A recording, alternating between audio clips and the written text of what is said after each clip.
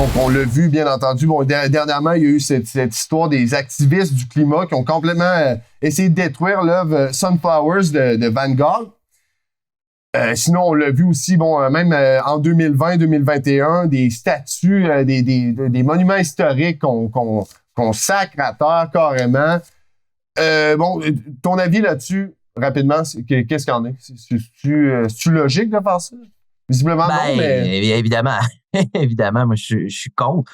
Je ferais quand même la distinction que l'affaire des statues et les récents vandalismes là, sur les œuvres, deux raisons différentes. Je suis contre les deux, mais bon, les statues, au moins, ils s'attaquaient à la statue en tant que telle. Dans ce cas-là, dans le cas des récents coups d'éclat qu'on a vus, dans le fond, leur argument, c'est « Ah, vous vous préoccupez plus d'une toile que du sort de la Terre ».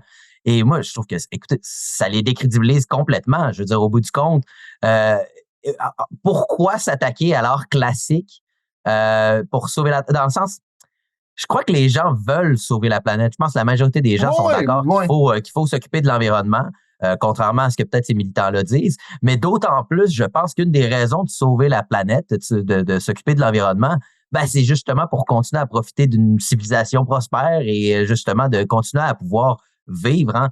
Donc, je crois qu'il y a quelque chose de profondément dégoûtant de s'attaquer, non pas à des banques ou des pétrolières ou etc. Ceux de qui s'attaquer à des nos musées. Vies, en fait, là, ouais.